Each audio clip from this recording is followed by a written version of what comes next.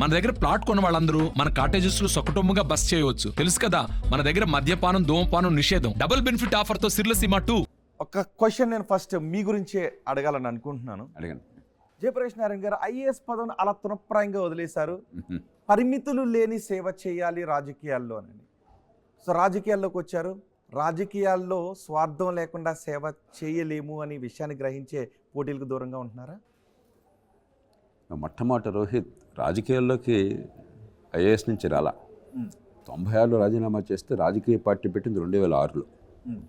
2006 లోపలే ఒక మూడు రాజ్యాంగ సవరణలు తీసుకొచ్చాం, 4-5 చట్టాలు తీసుకొచ్చాం, దేశంలో చాలా మార్పులు నాంది పలికాం. కానీ ఎన్ని చేసినా కూడా మౌలికమైన రాజకీయ మార్పుకి మన పార్టీలు సిద్ధంగా లేవు. కాబట్టి ప్రజల్లో ఎంతో కొంత చైతన్యాన్ని చూపెట్టి యువత ఉన్నారు, చదువుకుంటున్న వాళ్ళు, ఆదాయాలు పెరుగుతున్నాయి, ఆర్థిక వ్యవస్థ పెరుగుతోంది, అక్షరజ్ఞానం పెరుగుతోంది. కాబట్టి యువతలో ఉన్న ఆదర్శాన్ని ఒక అవకాశంగా తీసుకుని కనీసం కొంత శాతం ఓట్లు మలచగలిగినట్టయితే, ఒక 10% ఓట్లు కనుక చూపెట్టగలిగితే, ప్రజలు ఈ మార్పును కోరుకుంటున్నారు, తాయిలాలు కాదు, కులం మతం ప్రాంతం కాదు, ఓట్ల కోసం డబ్బు కాదు అని చెప్పని రుజువు అయినట్టయితే అప్పుడు పార్టీలు అంతా కదులుతాయి. అందుకోసం రాజకీయ పార్టీని చాలా 10-15 ఏళ్ల తర్వాత పెట్టాం. ఖచ్చితంగా ఏ లక్ష్యాలకు పెట్టామో ఆ లక్ష్యాల కోసం పోరాడాము. ఇవాళ గ్యారంటీలు అనే మాట మాట్లాడుతున్నారు. గ్యారంటీలు అనే మాట మొట్టమొదటి రాజకీయాలు తీసుకొచ్చింది లోక్సత్తా.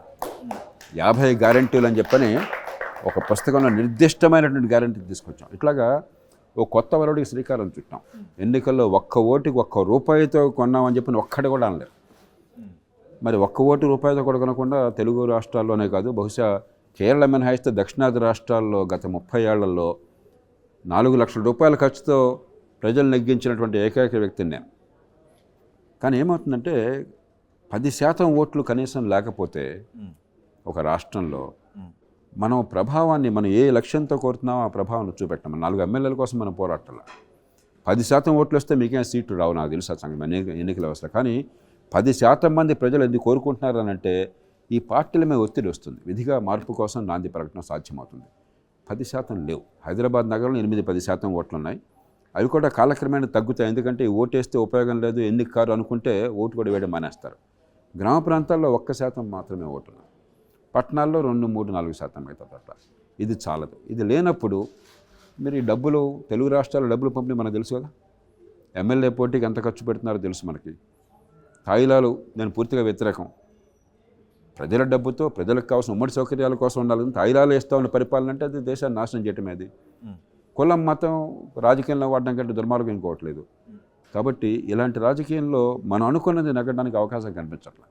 అందుకే జయప్రకాష్ నారాయణ గారు మేము ఎప్పుడు రెగ్యులర్గా ఎడిటర్స్ని పెడుతుంటుంటాం అన్సెన్సార్లో మీ ఇంటరాక్ట్ అవ్వడానికి చేస్తాం. కానీ ఈసారి విద్యార్థులను పెట్టాం మీతో ఇంటరాక్ట్ అవ్వడం కోసం. సో విద్యార్థులు కూడా మనతో ఉన్నారు. ఓకే, జయప్రకాష్ నారాయణ గారు, ఎందుకు మీ ఆశయాలను ఆ స్థాయిలో ప్రజలు అర్థం చేసుకోలేదని అనుకుంటున్నారు? లేదు, ప్రజలు అర్థం చేసుకోవాలన్నమాట కాదని చెప్పాల్సింది.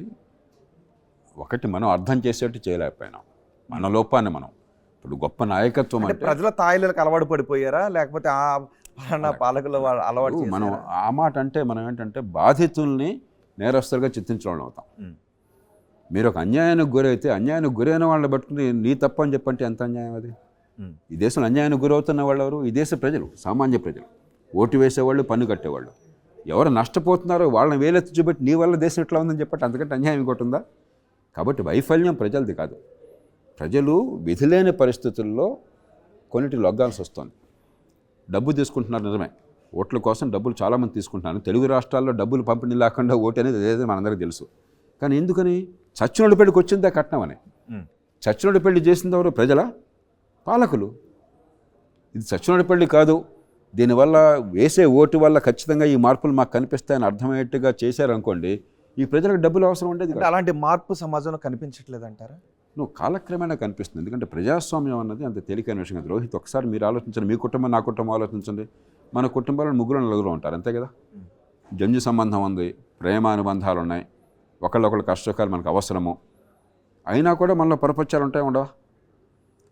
మరి కుటుంబంలో అందరూ ప్రేమ ఉన్నప్పుడు, ఒకరి లాభం ఇంకొకరికి లాభం అయినప్పుడు, జంజు సంబంధం ఉన్నప్పుడు అయినా కూడా మనం తగాదాలు పడుతుంటే ఇన్ని లక్షల మంది, కోట్ల మంది, వాళ్ళ కులాలు వేరు, మతాలు వేరు, ప్రాంతాలు వేరు, నేపథ్యాలు వేరు, అందరూ ఎలా కలిసి పనిచేస్తారని తేలిగ్గా.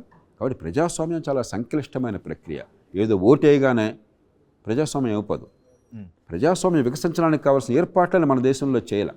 ఆ వైఫల్యం పూర్తిగా తొలినాటి నుంచి, ప్రజాస్వామ్య వ్యవస్థ ఏర్పాటు చేసిన నాటి నుంచి ఇప్పటిదాకా మన పాలకులది, మన నాయకత్వానిది వైఫల్యం. దానికి ప్రజల్ని బాధ్యులను చేసి నీ వల్ల అయిందంటే ప్రజలు కోరారా ప్రజాస్వామ్యాన్ని? ఇండియాలో ఎప్పుడు 1947కు ముందు మాకు డెమోక్రసీ కావాలని జనం అక్కడ అన్నదే. ఇంక్విలాబ్ జిందాబాద్ అని మహాత్మా గాంధీ గారు వాళ్ళు కూడా ఇంక్విలాబ్ జిందాబాద్ అన్నారు. తెల్లోడు పోవాలంటే వాళ్ళు పోవాలన్నారు. నాయకత్వమైన నమ్మకంతో వాళ్ళు ఏం చెప్తే దాన్ని ఒప్పుకున్నారు.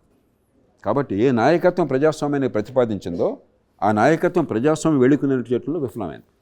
కేవలం ప్రజాస్వామ్యాన్ని ఓటుకి పరిమితం చేశారు. మన సమస్య ఓటుకి పరిమితం కాకుండా ప్రజాస్వామ్యం జీవితానికి మధ్య సంబంధం అర్థం కావాలి. ఆ వైఫల్యం వల్ల ప్రజల్లో ఈ గందరగోళం ఏర్పడుతుంది, నష్టపోతున్నది ప్రజలు. మరిన్ని వీడియోస్ కోసం ఛానల్ ని సబ్స్క్రైబ్ చేయండి, లేటెస్ట్ అప్డేట్స్ కోసం వాట్సాప్ ఛానల్ ని ఫాలో చేయండి అండ్ లింక్ డిస్క్రిప్షన్ లో ఉంది.